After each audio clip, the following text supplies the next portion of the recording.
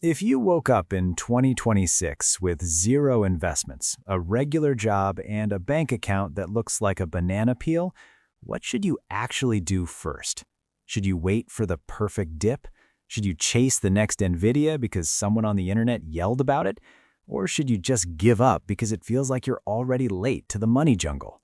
If this channel had to start from scratch in 2026, no portfolio, no fancy setup, this is exactly what would happen, step by step. By the end of this video, you'll know why just saving cash is quietly shrinking your banana pile, what to invest in as a total beginner without gambling, how much to invest, when to start, and the exact steps to buy your first investment, and the mindset to actually stay invested long enough to win. No hype, no gorilla-brained day trading, just a realistic 2026 game plan.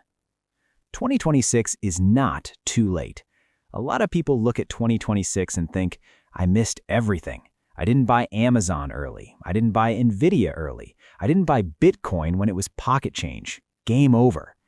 Here's the problem with that thinking. Every year, someone looks back and says, if only I had started back then. Someone in 2036 is going to look back at 2026 and think, that was such a low-stress time to start. The point isn't that 2026 is magical. The point is, the best time to plant your first banana tree was 10 years ago. The second best time is the moment you finish this video. So if this channel were starting from zero in 2026, here's exactly how the bananas would be handled. First, a harsh truth. If all you do is stack cash in a savings account, you are quietly losing purchasing power every year. That's inflation. Inflation is when prices creep up. The takeaway that used to be $5 is now $9. Rent that used to be $1,000 is now $1,500. Your banana count stays the same, but each banana buys less food, less rent, less life. Think of it like this. Saving is putting bananas in a bowl on the table. Inflation is time slowly browning them. You still have bananas, they just don't go as far as they used to. To stay ahead of that, your bananas have to grow faster than prices. That's where investing comes in.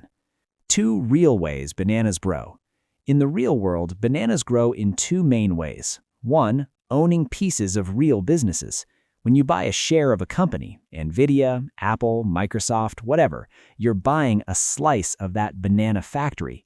If the company makes more profit, grows, and becomes more valuable over time, your slice usually becomes more valuable too.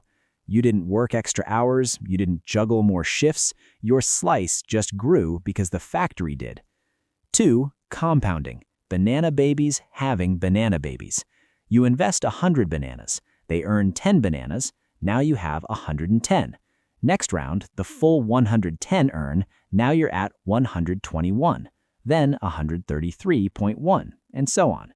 At the start, it feels insultingly slow, like I skipped a coffee for this. But over years and decades, that compounding curve stops being cute and starts being ridiculous. The earlier you start feeding bananas into this machine, the more time it has to go from meh to oh wow. So if starting fresh in 2026, step one is accepting. Saving is necessary. Investing is mandatory if you want your bananas to outrun inflation. If you're starting in 2026, the jungle is loud. You'll hear, buy whatever just doubled. Don't miss the next Tesla. This one AI stock will make you rich. That's how beginners turn their limited bananas into banana dust. It's so easy to see charts of monsters like Nvidia or Tesla and think, if I just find the next one, I'll be set. But for every superstar company, there are fallen gods. BlackBerry, king of smartphones, until it wasn't. Kodak owned photography until digital showed up. They looked unstoppable right up until they weren't. Starting from zero in 2026, the last thing this channel would do is yeet the entire banana stash into one can't-lose stock tip. So what's the smart beginner play? Instead of trying to hand-pick the one magic tree, beginners should buy the whole banana grove. That's what index funds and ETFs are for. An index is just a list of companies representing part of the market. Example, the S&P 500. roughly 500 of the biggest companies in the US, Apple, Microsoft, Tesla, and Amazon, and hundreds more working in the background. An index fund or ETF that tracks the S&P 500 is like a giant banana basket filled with tiny slices of all those companies. When you buy one share of that fund, you're not betting on one hero company, you're quietly owning hundreds at once. If one company trips over its own shoelaces, the others are still marching. That diversification is your safety net. You don't need to guess the next NVIDIA. You just need to own the whole squad. In 2026, you'll see tickers like SPLG, VO, SPY, and others tracking big indices. The specific letters matter less than the structure. Broad index like the S&P 500 or total market, diversified across many businesses, simple, boring, cheap to own. Historically, broad stock indexes like the S&P 500 have delivered around 7 to 12% average annual returns over long time frames. Some years they fall off a cliff, some years they rocket. Over decades, the trend has been up and to the right. If this channel had to start investing in 2026, the core would be buy broad index funds and ETFs, own slices of hundreds of businesses, reinvest dividends, and let time do the heavy lifting. Now for the sneaky part, fees. Every fund has an expense ratio, the fee charged each year to manage your money. You don't get an invoice labeled, "We stole this." It's silently shaved off inside the fund. If the fee is 0.04%, that's like a tiny monkey tax. If it's 1% or more, that's a whole troop eating your bananas every year. Over 20, 30 years, a 1% annual fee can mean hundreds of thousands of bananas that never reach your plate.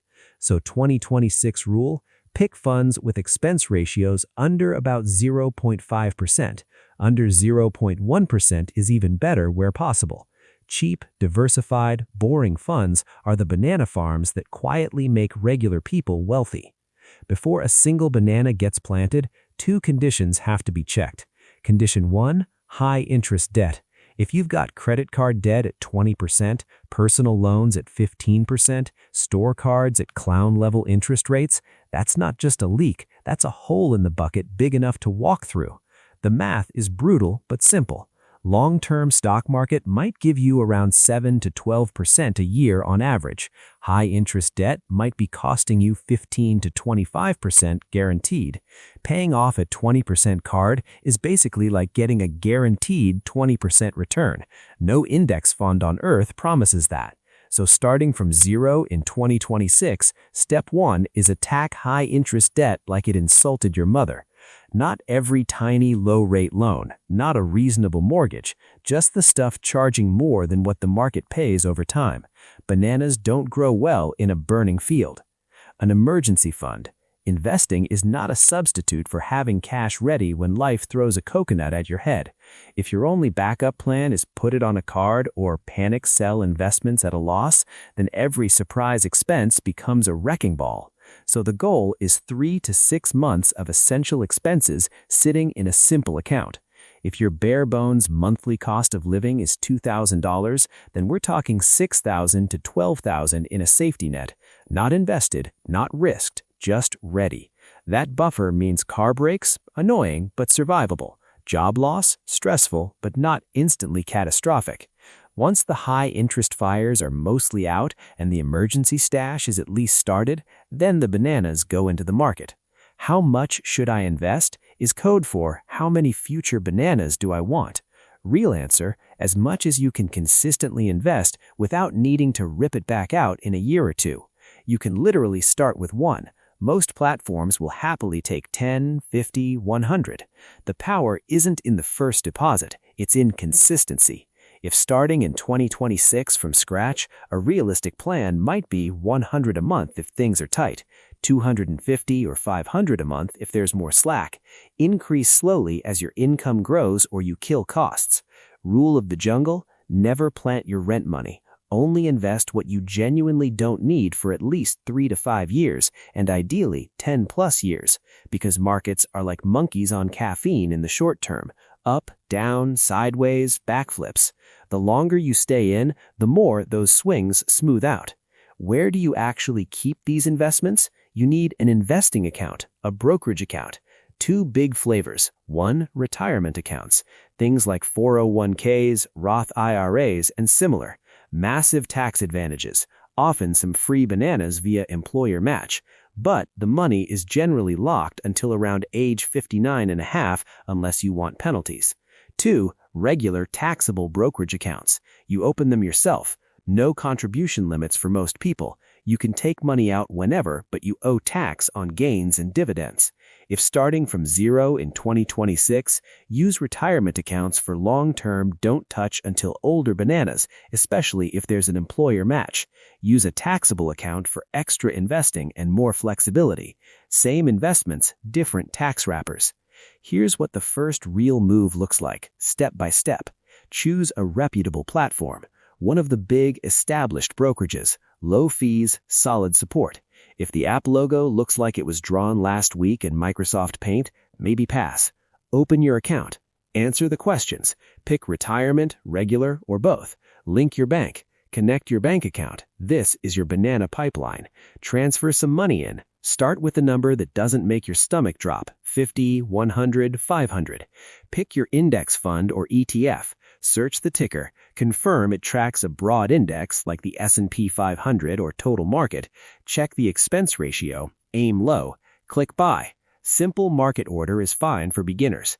Decide amount or number of shares. You hit confirm. Congratulations. You just went from I should start investing someday to I own a slice of hundreds of businesses that go to work whether I sleep in or not. The first time it feels scary. The third time it feels normal. The 50th time it feels automatic. Here's where most people wreck themselves. Not by choosing the worst investment, but by giving up at the worst possible moment. The winning beginner strategy in 2026 is painfully simple. Buy good, broad, low-fee investments. Hold them for years. Keep adding. Ignore the circus. That means stop checking your account every hour. Stop letting random headlines dictate your emotions. Decide your minimum holding period is 3 to 5 years, but really aim for decades. In the short term, markets are chaos monkeys.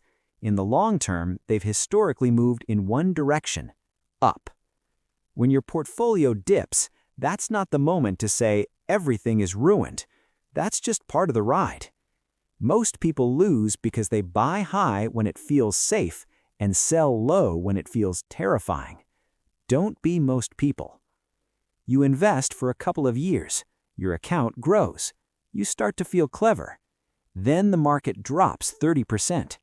You log in and see, hey, where did a whole chunk of my bananas go?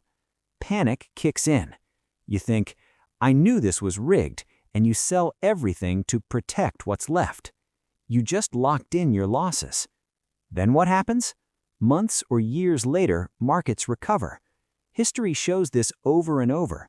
Crashes, then recoveries, then new highs. But you're in cash now. You missed the rebound. You got the pain without the payoff. That's how people conclude investing doesn't work, when what really didn't work was panic. The mental reframe is, a drop is only a permanent loss if you sell and never come back. Red numbers are temporary. Selling out of fear makes them permanent.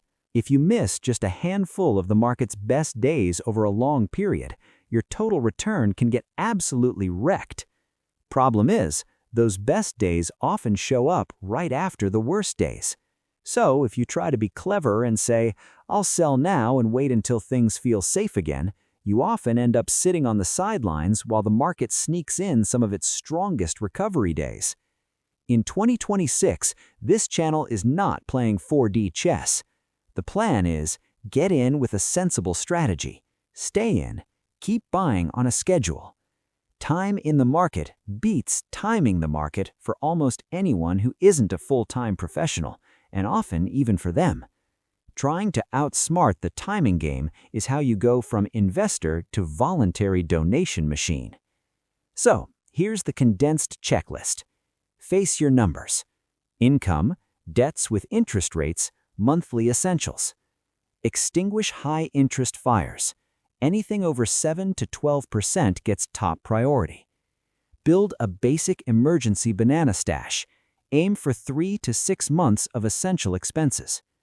Pick a monthly investment number, something you can keep up for years, 50, 100, 250, 500 plus. Open the right accounts. Retirement account if available, especially with employer match. Taxable account for extra flexibility. Choose boring, diversified, low-fee index funds and ETFs. Broad index like S&P 500 or total market. Expense ratio under 0.5%, ideally much lower. Automate deposits. Money leaves your bank and goes to investments on autopilot. Hold, don't freak out. Accept that there will be crashes. Decide in advance not to panic sell. Review rarely, adjust slowly. Once or twice a year, not every time the news screams. That's the whole trick. It's not sexy, it's not flashy, but it works a lot better than chasing every shiny new banana. If you made it this far, you're already doing more than most people who say, "I'll start investing someday," and then scroll away to watch a monkey fall off a chair. Drop a banana in the comments if 2026 is your starting line, or the year you finally take this seriously. Share 3 things. Do you have any high-interest banana leaks you need to plug first? How many months of expenses you're aiming for in your emergency stash, and the monthly amount you're committing to invest once those are handled, even if it's small. If you want help picking actual funds to plug into this plan, the next video to watch is Beginner's Guide to Index Funds and ETFs. Build your first banana basket. In that one, we'll go through real examples, show you how to compare funds, and help you avoid the classic rookie mistakes. Click that next and turn 2026 from "I think I'm too late" to "Wow, this is the year I actually planted my money forest."